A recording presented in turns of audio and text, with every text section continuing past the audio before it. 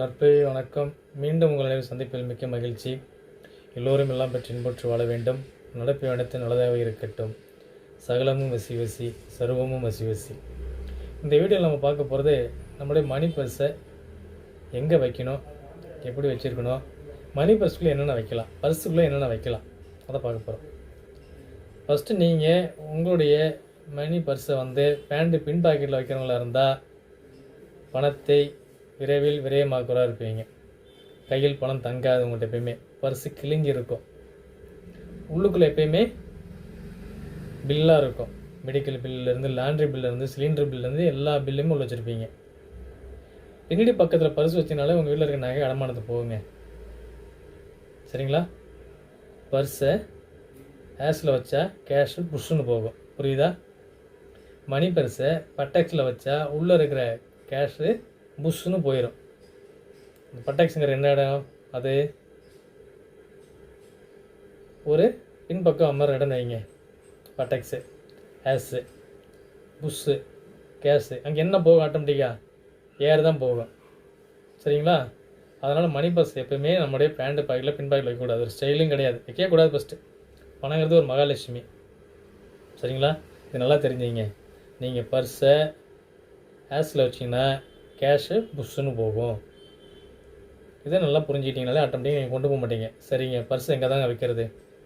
அதனால தான் ஃபஸ்ட்டு என்ன பண்ணியிருக்காங்க, முன்னோரெல்லாம் பார்த்தீங்கன்னா வெத்தலை பெட்டி வச்சுருந்தாங்க, கையில் ஒரு மஞ்சள் பை வச்சுருப்பாங்க, சுருக்கு பை வச்சுருப்பாங்க, பட்டாப்பட்டி டவுசர் போட்டிருப்பாங்க, முன் பாக்கெட்டில் வச்சுருப்பாங்க, ஒரு பெரிய பெல்ட்டு போட்டிருப்பாங்க, பச்சை கலர் பெல்ட்டு, சிங்கப்பூர் பெல்ட்டுன்னு சொல்லுவாங்க.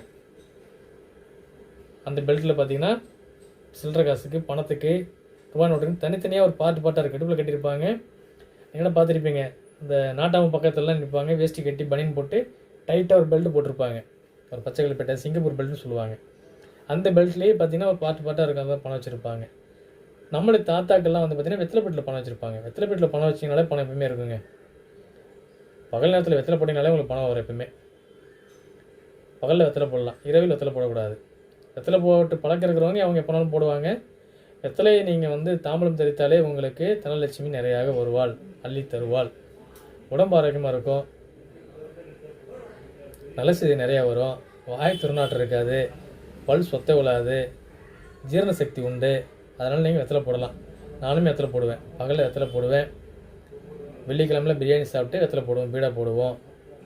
அதனால் செய்யலாம். வெத்தலை பையில் வைப்பாங்கன்னு சொல்கிறக்காக இவ்வளோ தூரம் வந்துட்டு நம்ம வெத்தலை பையில் வச்சுருப்பாங்க. சுருக்கு பையில் வைப்பாங்க. சுருக்கு பைங்கிறது உள்ளே பணத்தை வச்சு முடிச்சு இப்படி உள்ளே போடுவாங்க. ஆட்டோமேட்டிக்காக பணங்கிறது உள்ளே போய் தங்கும். அதே பார்த்திங்கன்னா பொருட்களுமே தான் இருக்கும். சுருக்கு பையை பட்டில் தான் நிறைய சுருக்கு பையில் வச்சுருப்பாங்க. பச்சை கலரில் இருக்கும், மஞ்சள் கலரில் இருக்கும். மஞ்சள் குருவுக்குரியது.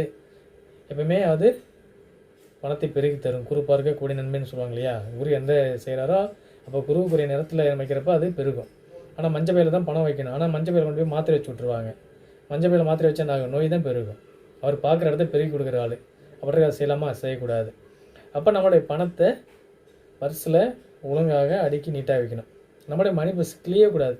பர்ஸு எப்பயுமே நீட்டாக இருக்க வேண்டும். நல்ல ரெக்ஸினாக இருக்கட்டும், இல்லை வேறு ஒரு நல்ல மெட்டீரியல் இருக்கிறதா இருக்கட்டும். லெதர் பர்ஸ் எதுவுமே யூஸ் பண்ணக்கூடாது. லெதர் பார்த்திங்கன்னா அது மாட்டோட தோல். அந்த மாடுங்கிறது நம்ம கோமாதா, பூஜை செய்கிற ஆள் நம்ம கோமாதான்னு சொல்கிறோம். 30 தேவர்கள் அதில் இருக்காங்கன்னு சொல்கிறோம். மகாலட்சுமியோட அவதாரம் சொல்கிறோம். அப்படி இருக்கிறப்ப நம்ம அதை யூஸ் பண்ணக்கூடாது. நல்ல ஒரு பிராண்டட் ரெக்ஸின்னு பர்ஸாக வாங்கிக்கலாம்.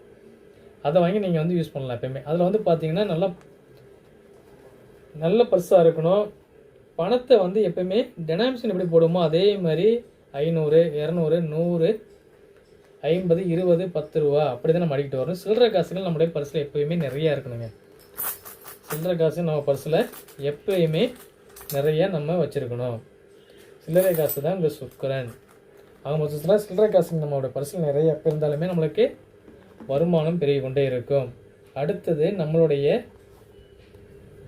மகாலட்சுமியோட ஃபோட்டோ எப்பயுமே நம்ம பர்ஸில் வச்சுருக்கலாம். இது பல வருஷமாக வச்சுருக்கேன் நான். கிட்டத்தட்ட இது பார்த்திங்கன்னா நான் காலேஜ் முடித்து 98, 99 இந்த மகாலட்சுமியோட ஃபோட்டோ நான் வச்சுருந்தது. இந்த காலண்டர் பார்த்தீங்கனாலே தெரியும். ஆமாம், 98வது வருஷத்துடைய காலண்டருடைய இது. நான் அப்போலேருந்து இந்த மகாலட்சுமி ஃபோட்டோ நான் எந்த பர்ஸ் மாற்றினாலுமே அந்த பர்ஸில் அந்த மகாலட்சுமி ஃபோட்டோ வச்சுட்ருக்கேன். பணம் எப்பொழுதும் நம்மிடம் இருந்து கொண்டே இருக்கும். சுழற்சியான முறையில் பணம் வந்து கொண்டே இருக்கும். அடுத்தது பர்ஸில் நீங்கள் உங்களுடைய குழந்தைகள் ஃபோட்டோ, பெண் குழந்தைகள் ஃபோட்டோ வைக்கலாம், மனைவியோட ஃபோட்டோ வைக்கலாம். இது நீங்கள் வந்து பெண்ணாக இருந்ததுன்னா உங்களுடைய கணவர் ஃபோட்டோ வைக்கலாம், குழந்தைகள் ஃபோட்டோ வைக்கலாம். இறந்தவர்கள் ஃபோட்டோவை எக்காரணம் கொண்டும் மணி பர்ஸில் வைக்கக்கூடாது. அம்மாவாக இருக்கட்டும், அப்பாவாக இருக்கட்டும், மற்ற எந்த உறவாக இருக்கட்டும், இறந்தவருடைய ஃபோட்டோவை நீங்கள் நம்மளுடைய பர்ஸில் வைக்கக்கூடாது. வீட்டிலையுமே பார்த்தீங்கன்னா அவங்கள தென் திசை தெற்கு திசை பார்க்குற மாதிரி தான் ஃபோட்டோ வைக்கணும். அதுவே பார்த்திங்கன்னா ஆண்டுக்கு ஒரு முறை அவங்களுக்கு நம்ம எப்படி அந்த வருடாந்திர சாமி கும்பிட்றப்போ அப்போ எடுத்து வச்சு கும்பிட்டாலே போதுமானது. மற்ற நேரத்தில் வந்து ஹாலில் மாட்டி வைக்கிறோம். உறவு தான், அம்மா தான், நம்மளை பெற்றவங்க தான், அப்பா தான், இல்லைன்னு இல்லை. ஆனால் அந்த உறவு வந்து இந்த ஜென்மத்துக்கு எடுத்ததை அனுபவிச்சு விட்டு அடுத்ததுக்கான பரிமாணம் போயிடுச்சு. அது ஆண்டோட கலந்துருச்சு. திரும்பி அதை வந்து அவங்க நம்ம பார்க்குறப்ப, அவங்கள பற்றி பேசுகிறப்ப திரும்பி வந்து அவங்களுடைய அந்த ஆத்மாவை நம்ம டெஸ்ட் பண்ணுற மாதிரி. அப்போ இறந்தவங்களுடைய ஃபோட்டோவை எக்காரணம் கொண்டும் நம்மளுடைய ஃபோனில் இருக்கட்டும், வாட்ஸ்அப்லையாக இருக்கட்டும், இல்லாட்டி பர்ஸில் இருக்கட்டும், எக்காரணம் கொண்டும் நீங்கள் வைக்காதீங்க. அதேமாரி பர்ஸில் எப்பயுமே எந்த ஒரு பில்லையும் வைக்காதீங்க. பர்ஸுங்கிறது வந்து மணி பர்ஸுங்கிறது அதை நம்ம வந்து எப்படி ஒரு பூஜை ரூம் எப்படி வச்சுருப்போமோ, சாமி ரூம் எப்படி வச்சுருப்போமோ அதேமாதிரி இருக்கணும். அங்கே போய் நீங்கள் எல்லா பில்லு, கண்ட ரசீது, விசிட்டிங் கார்டு, அது இதுன்னு எதை வச்சுட்டு இருந்தீங்கனாலே உங்களுக்கு அங்கே பணம் தங்கமான நெகட்டிவிட்டி நிறையா தான் அந்த வெளில போகிற விரயத்தை தான் கொடுக்கும். பணம் நம்மகிட்ட சுழற்சினாலும் நம்மகிட்ட இருக்கிற மாதிரியே தான் நம்ம பர்சனை வந்து நம்ம பராமரிக்கணும். அப்போ நீங்கள் ஆண்களாக இருந்தால் அந்த பேண்ட்டு போட்டிருக்கீங்க முன் பாக்கெட்டில் வைங்க. இப்போ நான் முன் பாக்கெட் வச்சுருக்கேன். நான் அப்போ வந்து உட்காந்துருக்கேன், பர்ஸ் எடுத்து இப்படி டேபிளில் வச்சுட்டேன். என் நண்பர்கள்ட்டையும் சொல்கிற விஷயம் தான். ஆஃபீஸ் போகிறீங்களா, ஆஃபீஸில் உங்களுடைய பர்ஸ் எடுத்து, ஏன்னா நம்ம முன் பாக்கெட்டில் வைக்கிறமே அந்த வேர்த்து பார்த்தீங்கன்னா இந்த இடத்துல வந்து அப்படியே ஒரு மாதிரி வெள்ளைய உப்பு படித்த மாரி ஆகி அந்த ரெக்ஸின் வந்து பிய ஆரம்பிக்கும், பிஞ்சிட்டே வர ஆரம்பிச்சுட்டு வரும் அப்படியே. அதனால வந்து மேக்ஸிமம் நிறைய ஜென்ஸோட பர்ஸ் பாருங்கள் பிஞ்சு இருக்கும். ஃபஸ்ட்டு நீங்கள் பணம் அந்த பர்ஸ் பிஞ்சு இருந்தாலே உங்களோட பணம் தங்காதுங்க. அதை மாற்றிடுங்க. செருப்பையும் பர்ஸையும் பிஞ்சிருச்சுன்னா அதை தைக்கவும் கூடாது, திரும்பி அதை யூஸ் பண்ணக்கூடாது. நீங்கள் ஒரு 150 ரூபா, 200 ரூபா, ஒரு 300 ரூபாய்க்கு நீங்கள் பார்த்தீங்கன்னா 3000 ரூபா, 30,000 ரூபா, 3 லட்சம் கூட செலவாகும்.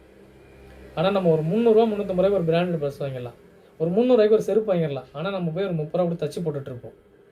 முதல்ல செருப்பு தைத்து போடக்கூடாது, பர்ஸையுமே கிழிஞ்ச பர்ஸை வச்சிருக்கக்கூடாது. இதெல்லாமே ஒரு தாந்திரிக் ரெமெடி தான். நீங்கள் இதை ஃபாலோ பண்ணுங்கள், ஆட்டோமேட்டிக்காக உங்களுக்கு பணம் ரொட்டீன் ஒர்க்கில் வந்துகிட்டே இருக்கும். உங்களுக்கு சுழற்சியாகவே இருந்துகிட்டு இருக்கும். பணம் நம்மிடம் எப்பொழுதுமே இருக்கும். என் நண்பர்கள் நிறைய பேர்ட்ட சொல்லியிருக்கேன். நான் பல வருஷமாக சொல்லியிருக்கேன். இந்த பழமொழி சொல்லுவேன். இந்த பழமொழினே சொல்ல முடியாது, நான் பழமொழினே ஆக்கிக்கிட்டேன். நீ பர்ஸ் ஆஸில் வச்சா கேஷ் புஷ்னு போகிறது. நிறைய பேர் புரியாது, திருப்பி கேட்பாங்க என்ன சொன்னேன் சொல்லு அப்படின்னு. திரும்பி அவங்களுக்கு விளக்கமாக சொல்லுவேன். நீ உன்னுடைய மணி பர்ஸை பட்டாக்ஸில் வச்சின்னா உள்ளே இருக்க கேஷு புஷ்னு காத்தா போயிடும் அப்படின்னு.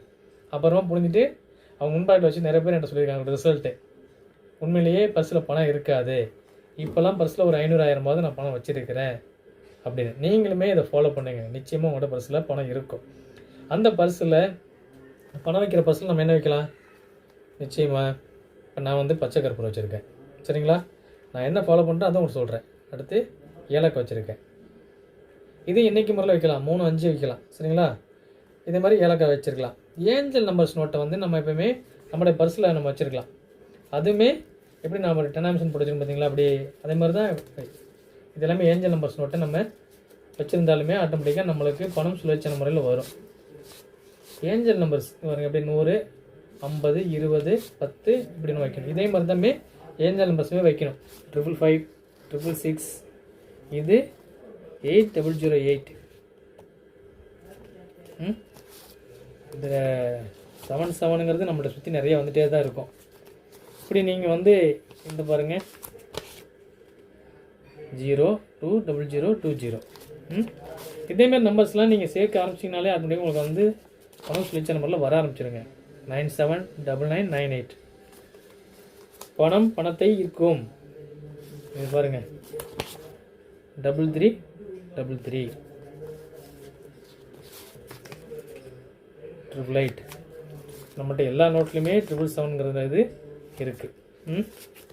இந்த மாதிரியான பணத்தெல்லாம் வந்து நீங்கள் உங்களோட பர்ஸில் ஏஞ்சல் நம்பர்ஸுமே நீங்கள் உள்ளே வச்சுட்டு இருந்தீங்கனாலே ஆட்டோமேட்டிக்காக அது என்னைக்காவது ஒரு நாள் ஒரு நல்ல செலவுக்கு உங்களுக்கு வந்து சேரும், உங்களுக்கு சப்போர்ட் பண்ணும்.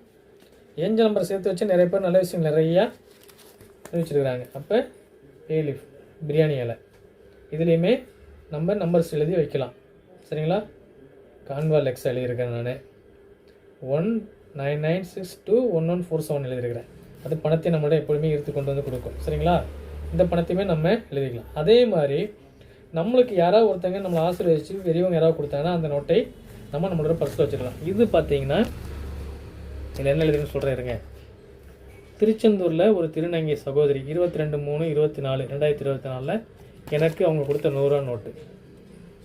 நல்லா இருங்கன்னு சொல்லி நான் என்னோடய நண்பர்கள் கூட அங்கே திருச்செந்தூர் போயிருந்தப்ப அன்பரசன் சொல்லி ஒரு நண்பர், அவன் என்னோடய கிளாஸ்மேட்டு, என்னோடய ஃப்ரெண்டு, அவங்க கூட திருச்செந்தூர் போகிறப்ப என் கையில் ஃபஸ்ட்டு பணத்தை கொடுத்துட்டு அதுக்கப்புறம் அவங்க பணம் வாங்கினாங்க. எப்பயுமே நான் திருநங்கைகளுக்கு பணம் கொடுப்பேன். அது எந்த போக்குவரத்தாக இருக்கட்டும், ஒரு நாளைக்கு 3 பேரை பார்த்தாலுமே 10 ரூபா கொடுத்து அவங்கள்ட்ட 1 ரூபாய் எப்பயுமே நான் வாங்குவேன். திருநங்கைகள்கிட்ட 1 ரூபாய் வாங்கி கொள்வது, 2 ரூபா அவங்க காசு அவங்க கையிலேருந்து வாங்குறது நம்மளுக்கு நல்லது ஒரு வளர்ச்சி கொடுக்கும். இந்த நம்பர் பார்த்தீங்களா 808883. இது என்னுடைய தங்கச்சி கொடுத்தது, என்னோடய சகோதரி கொடுத்த இந்த பணம். எனக்கு பணம் சேர்க்க சொன்னேன், நான் சேர்த்து வச்சுருக்கேன், இந்த உனக்குன்னு சொல்லி எனக்கு கையில் கொடுத்தா. இப்போ இதே மாதிரி நம்மளுடைய அம்மாவாக இருக்கட்டும், தங்கச்சியாக இருக்கட்டும், உறவுகளாக இருக்கட்டும், அவங்க கையிலேருந்து வாங்குகிற பணத்தை நம்ம எப்பயுமே பர்ஸில் நம்ம வச்சுருந்தாலுமே பணம் ரொட்டீன் ஒர்க்கில் நம்மளுக்கு வந்துகிட்டே இருக்கும். சரிங்களா? அப்போ நம்ம இதை பர்ஸை எப்படி வைக்கிறோம்? முன் பாக்கெட்டில் வைக்கிறோம். அதை எடுத்து நீங்கள் ஆஃபீஸ் போகிறோமா, நம்மளுடைய டேபிளில் ட்ராயரில் வச்சிடறோம், வீட்டில் ஒரு இடத்துல வச்சிடறோம். பின் பாக்கெட்டில் இந்த வீடியோ பார்த்ததுக்கப்புறம் நீங்கள் பர்ஸை வைக்காதீங்க. அதை நீங்கள் சோதனை முறையில் செஞ்சு பாருங்கள் நிச்சயமாக. ஏன்னா நான் நிறையா பேருக்கு செஞ்சுருக்கிறேன், சொல்லியிருக்கிறேன், நான் நிறையா அதை ஃபாலோ பண்ணியிருக்கிறேன், நிறைய பேர்கிட்ட நல்ல ரிசல்ட் வாங்கியிருக்கிறேன். ஒரு மணி பர்ஸை நம்ம ஒரு இடம் மாற்றி வச்சாலே நிச்சயம் நல்ல ஒரு செய்தி வரும். நம்மளுக்கு பணம் சுழற்சி ஆகிட்டு இருக்கும். பின்னாடி வச்சுட்டு உட்கார்றதுங்கிறது பணத்தை வச்சு பணத்து மேலே நம்ம உட்கார்ற மாதிரி. அப்போ அந்த இடத்துல நம்ம போட்டு லட்சியம் போட்டு நம்ம அசிங்கப்படுத்துகிற மாதிரி, அவங்களே அவமரியாதை செய்கிற மாதிரி. அப்போ அதுக்குன்னு ஒரு மரியாதை கொடுக்கணும். பணத்தை நான் நேசிக்கிறேன், மதிக்கிறேன், பணம் என்னை நேசிக்கிறது, பணம் பல வழிகளும் என்னிடம் சேருகிறது அப்படின்னு நீங்கள் ஒரு சங்கல் மாதிரி சொல்லிட்டே இருங்க. ஒரு சுவிட்சோடாகவே இது பண்ணலாம். நீங்கள் பணத்தை நான் மதிக்கிறேன், பணம் என்னை மதிக்கிறது, பணத்தை நான் நேசிக்கிறேன், பணம் என்னை நேசிக்கிறது, பணம் பல வழிகளில் என்னை அடைகிறது, பணத்தை நான் நல்ல ஒரு செலவுக்கு செலவு செய்கிறேன், நல்ல விஷயங்களுக்கு செலவு செய்கிறேன், பணத்தை கொண்டு நான் நல்ல மகிழ்ச்சியான வாழ்க்கை வாழ்கிறேன், பணத்தால் நல்ல செய்திகளை செய்கிறேன், நல்ல இடங்கள் போகின்றேன், ஆலயங்கள் போயிட்டு ஜீவசமாதிக்கு போகின்றேன், இந்த பணம் எனக்கு அனைத்து சகல வசதிகளையும் செய்து கொடுக்கிறது, இந்த பணத்தை நான் மதிக்கிறேன். ஃபஸ்ட்டு அதுக்கு மதிங்க. நீங்கள் பணத்தை தூக்கி எறிகிறது, பர்ஸை தூக்கி எறிகிறது இதெல்லாம் இருக்கக்கூடாது. அது பெரியவங்க பார்த்தீங்கன்னா கீழே ஒரு 5 காசு கீழே வந்து அந்த காசு எடுத்து வேணுமே கண்ணில் விட்டுவாங்க. அதெல்லாம் பார்த்து நம்ம வளர்ந்துருப்போம். ஆனால் இன்றைக்கு ஒரு நவநாகரீகத்தில் இருந்துட்டுனால என்ன ஆயிடுது, எதுவுமே நம்ம சட்டை பண்ணிக்கிறதே கிடையாது. ஃபஸ்ட்டு அதுக்கான ஒரு மரியாதை நீங்கள் கொடுக்க ஆரம்பிச்சிங்கனாலே ஆட்டோமேட்டிக்காக நல்லது நடக்க ஆரம்பிச்சிடும். பர்ஸை இனிமேல் நீங்கள் எக்காரணம் கொண்டும் ஆண்கள் பேண்ட் பாக்கெட்டில் பின் பாக்கம் வைக்காதீங்க. முன் பாக்கெட்டில் வலது புறம் கையில் பக்கத்தில் பேண்ட் பாக்கெட்டில் வைங்க. இந்த பக்கம் கர்ச்சிப்பை பின் பாக்கெட்டில் வைங்க, இந்த பக்கம் மொபைல் வைங்க, பேண்ட் சட்டை பாக்கெட்டில் வைங்க. பணத்தை நீங்கள் கசைக்கு வைக்காதீங்க. கண்ட்ராக்ட் கொடுத்துருக்காங்க அப்படின்னு மடக்கிற மாதிரி வைக்காதீங்க. பணத்தை வாங்கினதுக்குமே ஃபஸ்ட்டு நீங்கள் எப்படி நம்ம பணத்தை கட்டிலேருந்து எடுத்து வைப்போமோ அதே மாதிரி நீங்கள் பணத்துக்கான மரியாதை கொடுத்து நீங்கள் வச்சிங்கனாலே பணம் உங்களே மதிக்க ஆரம்பிக்கும், உங்களை நேசிக்க ஆரம்பிக்கும். இந்த வீடியோவில் நம்ம பணத்தை பற்றி பேசியிருக்கோம், நிறைய பேசியிருக்கிறோம், பர்ஸை பற்றி பேசியிருக்கிறோம். அதே முடிஞ்ச அளவுக்கு பார்த்தீங்கன்னா இப்போலாம் நிறையா பர்ஸ் வந்துருச்சு. இந்த பர்ஸோட ஜிப்பு இல்லை. இப்போலாம் பார்த்தீங்கன்னா பிராண்டட் பர்ஸ்லேயே ஜிப்புலாம் இருக்குது.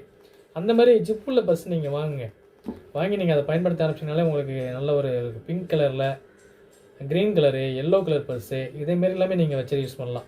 இந்த 3 கலருமே எல்லோரும் யூஸ் பண்ணலாம். பிங்க்குனாலே உங்களுக்கு பஞ்சு மிட்டாய் கலர்னாலே சுக்கரன் வந்துடுவார், பச்சை கலர்னாலே பணம் சுழற்சி வரும். அது பார்த்திங்கன்னா புதன் உடையிறது, மஞ்சள்னால குருவுக்குரியது. அப்போ நம்மளுக்கு என்ன பாதகாதிபதியாக இருந்துடக்கூடாது, பாதகாதியோட கலராக இருக்கக்கூடாது. பாதகாதிபதினா ஃபஸ்ட் என்ன பார்க்கணுமா, அது சரம் ஸ்திரம் உபய ராசி சொல்லுவாங்க. சரமாக இருந்தால் 11ஆம் இடம் பாதகாதியாக வரும். அப்போ நீங்கள் மேசராசியாக இருந்தீங்கன்னா உங்களுக்கு மேசராசி மேச லக்கணமாக இருந்ததுன்னா உங்களுக்கு 11ஆம் இடம் என்ன கும்பம். அப்போ பாதகாதிபதி யார் வருவா, சனி வருவா. அங்கே டார்க் ப்ளூவோ கருப்போ நீங்கள் யூஸ் பண்ணக்கூடாது. அப்போ அடுத்து ரிஷபம் ராசி லக்கணமாக இருந்தீங்கன்னா உங்களுக்கு பாதகாதிபதி 9ஆம் இடம். ரிஷபத்துக்கு 9ஆம் இடம் யாருன்னு பார்க்கணும். யார், அதுவுமே உங்களுக்கு மகரமாக தான் இருக்கும், அது சனியாக வரும். அப்போ நீங்கள் அதுவே டார்க் ப்ளூவும் பிளாக் யூஸ் பண்ணக்கூடாது. நீங்கள் மிதுனம் லக்கண ராசியாக இருந்தீங்கன்னா உங்களுக்கு பாதகாதிபதி பார்த்தீங்கன்னா 7ஆம் இடம் குருவாக வரும், தனுசு குரு. அப்போ நீங்கள் மிதுன லக்கணத்தில் மிதுன ராசியில் பிறந்தவங்க நீங்கள் மஞ்சள் கலர் யூஸ் பண்ணக்கூடாது. அப்போ நீங்கள் ஒரு பிங்க் யூஸ் பண்ணலாம், க்ரீன் யூஸ் பண்ணலாம். அதேமாரி பார்த்தீங்கன்னா மீன ராசியாக இருந்து மீன லக்னமாக இருந்தீங்கன்னா உங்களுக்கு பாதகாதிபதியாக கன்னி வரும், அதே புதனே வருவார். அப்போ உங்களுக்கு நீங்கள் அதை பச்சை கலர் யூஸ் பண்ண கிடையாது. அப்போ நீங்கள் மீன ராசி மீன லக்னமாக இருந்தால் நீங்கள் வந்து மஞ்சள் யூஸ் பண்ணலாம். ஏன்னா உங்கள் ராசி அதிபதி லக்னாதிபதியை பார்த்தீங்கன்னா குருவாக இருக்கனால உங்களுக்கு மஞ்சள் யூஸ்ஃபுல்லாக இருக்கும். சரிங்களா? இதெல்லாம் நீங்கள் ஃபாலோ பண்ணுங்கள். மீண்டும் ஒரு வீடியோவில் வந்து ஒவ்வொரு ராசிக்கும் லக்கணத்துக்கு என்னென்ன கலர் நம்ம யூஸ் பண்ணலாங்கிறத உங்களுடைய ஆர்வம் தான். நீங்கள் கமெண்டில் பதிவு பண்ணிங்கன்னா என்ன வேணும்னு சொன்னீங்கன்னா அதுக்கு தகுந்தபடி நம்ம தெரிந்தது அறிந்தது கற்றுக்கொண்டதை நம்ம அதில் பதிவிட போகிறோம். அவ்வளோதான். சரிங்களா? மீண்டும் இதை போன்ற ஒரு நல்ல வீடியோவில் உங்களை சந்திக்கிறேன். மீண்டும் ஒரு முறை வலியுறுத்தி சொல்லிக்கிறேன், பர்ஸை ஆஸில் வச்சா கேஷு புஷ்ஷில் போயிடும், புரிஞ்சுக்கிங்க. அதனால் புரிந்து நடந்து கொள்ளுங்கள். மீண்டும் இதை போன்று ஒரு நல்ல வீடியோ மீண்டும் சந்திக்கிறேன். அதுவரை உங்களிடம் விடைபெறுவது நான் உங்கள் நற்பேய் சரவணன். நன்றி, மகிழ்ச்சி, வணக்கம்.